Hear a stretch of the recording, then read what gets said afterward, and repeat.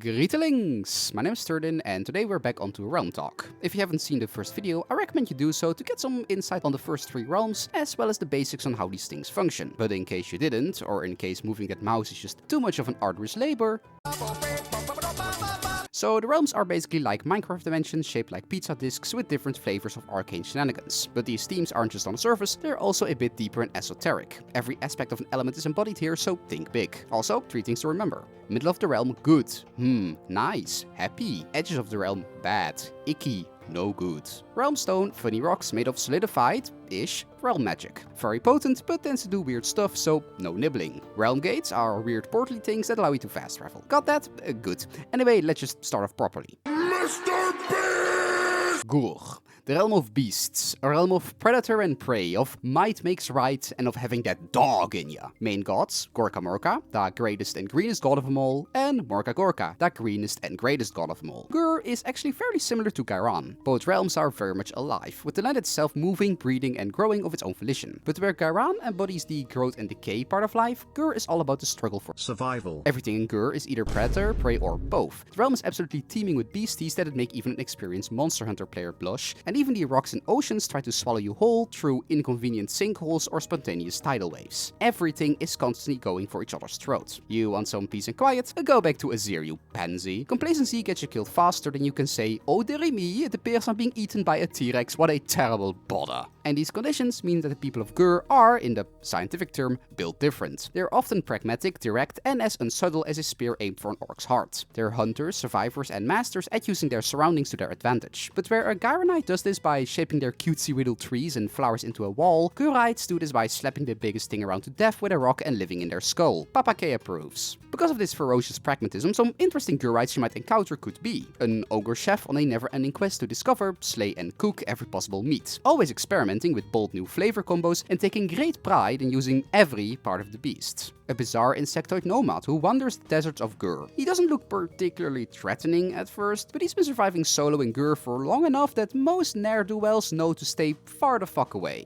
A terrifying raider commander, recently resurrected from death by unknown forces and now leading his rotten warband through the frozen wastes. Not for plunder, but for the simple thrill of dominance through slaughter. Killing without mercy in hopes of drawing out the Stormcast who originally put him down and settling some unfinished business. Ghur's realm stone is known as Amberbone, and it usually looks like fossilized bones that, get this, have an amber glow about them. Their main magic stick is that they're capable of drawing out animalistic traits like gills in order to breathe underwater, or the eyes of an owl to see in the dark good. However, once you prod that inner beast, it's a bit difficult to put it back in its pen. Overuse tends to make some of these features stick as you become increasingly restless, aggressive, and feral until eventually you go completely loco, running off into the forest as a wild, rampaging force of nature. And by this point, you'll probably look like a terrifying mishmash of animal bits, which is kind of a problem. Because imagine fighting a bear with the ability to spit acid, breathe underwater, fly, and still have some human bits of intelligence left in there. That's just not gonna end well for you. As if the realm wasn't unhinged enough, now you also have to worry about being jumped by someone's corrupted magical persona. Fun realm facties. Outside of Azir, one can make a case that Ghur is amongst the least affected by chaos. When not even the demons of actual hell want anything to do with your realm, it might be time to move. Orcs love it though. I just love Latinas, Sonic. Ulgu, the realm of shadow, a realm of lies, secrets, misdirection, and gaslighting, with a bit of girl bossing as a treat. Main gods, Malerion and Morathi. Don't Google them together, just don't. As the realm of shadow, Ulgu is all about darkness and obfuscation, but not just in the way of turning the lights off and being sad in a dark room somewhere, but more because the realm is actively fucking with you. We're talking caverns that constantly change their layout to trap you, or landmarks that only reveal themselves once you whisper their true name 3 times backwards on a full moon while striking a perfect pose. When its twin realm Hysh is in ascendance and orbits a bit closer, oh yeah, by the way, these two constantly orbit one another, this is a thing that happens, the shadowy shenanigans recede a bit, but if it doesn't, it's free game. Nothing can be trusted. Not maps, not directions, and especially not your own head. So you better check everything you got like 5 times, lest you turn a wrong corner and end up in a Vermin Lord's bathtub or something. Because of this, the inhabitants of Ulgu tend to be a little bit careful, suspicious. Some might even say paranoid.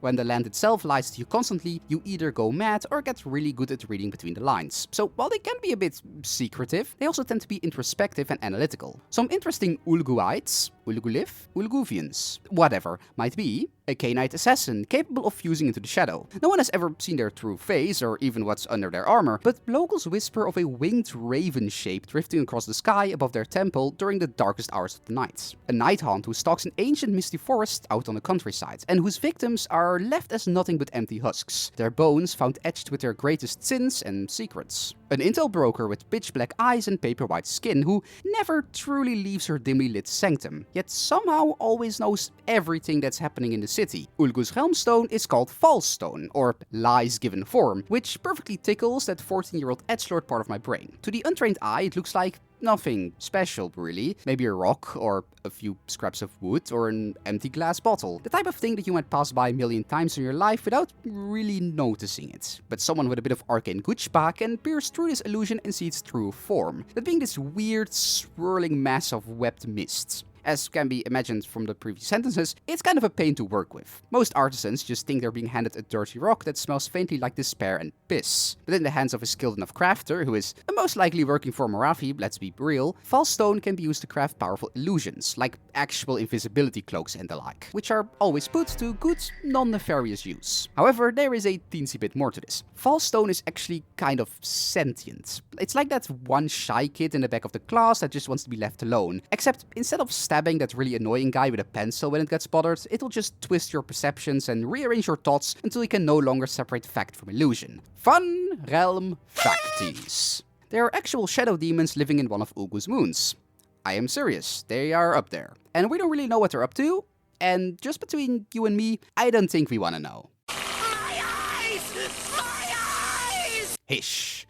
The realm of light, a realm of enlightenment, purity, reason, and turning your phone on at 3 AM. Main gods, Teclis and Tyrion. Crippled twin wonder duo. As the realm of light, Hysh is the polar opposite of Ulgu in just about every way. For where shadow conceals, light reveals. It's a realm of truth and logic, where everything moves perfectly and clearly. The landscape has a certain perfectly symmetrical flavor to it, to the point where it can sometimes start getting a little bit unsettling and artificial, like walking through a weird realm-sized IKEA. You might have forests filled with identical trees that are all evenly spaced out, like you're playing a mid-tier indie game where the developer ran out of assets and will to live, or a mountain range that perfectly follows the golden ratio and is in perfect mirror to another, identical mountain range across the road. Basically, it's a neurodivergent wet dream, and the perfect orderly fashion that the realm constructs itself in doesn't just apply to the landscape but to people as well. Inhabitants tend to be high-minded and perfectionistic, often pursuing self-improvement and a higher understanding in all things.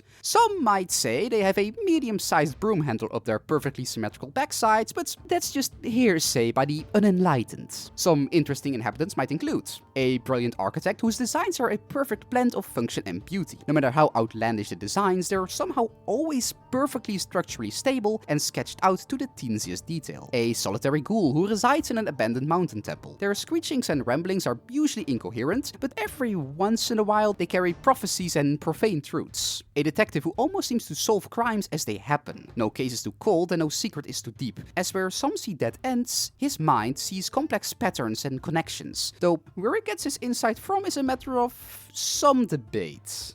If you're a Lumineth fan or watched my faction video, go watch it right now, you already know that Hysh's Realmstone is called Ether Quartz, an incredibly potent magical resource that, when used in items, can amplify magic or cancel it outright. Want to blow up a city? Done. Want to stop someone from blowing up a city? Also done. Alternatively, it can also be consumed outright in order to sharpen the senses, quicken the mind, or give its users a taste of enlightenment. To beat a very dead joke into the ground, it's magic math. And just like that good, while it gives quite a high, once it wears off the world feels grey and dull in comparison. Which has led to the funny situation where Ether Quartz addiction is actually a thing, and alarmingly common. Oh, and when Ether Quartz is spent, it doesn't just like disappear. Oh no, it essentially just starts pissing out an aura of constant despair and suffering, which can be kind of a problem when there are demons around who get off on that stuff. Meaning that there are elves whose entire job is finding the realm's emotional nuclear waste and burying it. So, you know, that's good. Fun realm facties. Hysh is a perfect realm where nothing is ever wrong. That is the fun fact. And if you disagree, then we will gently, politely, but very firmly send you to your nearest enlightenment prism to educate you and show you the error of your ways. And that's all for now. If you liked it, remember to like, subscribe, remember this video when you took yourself into your bed made of solid realm stone tonight, and I'll see you all next time for the last 2 realms. Bye-bye!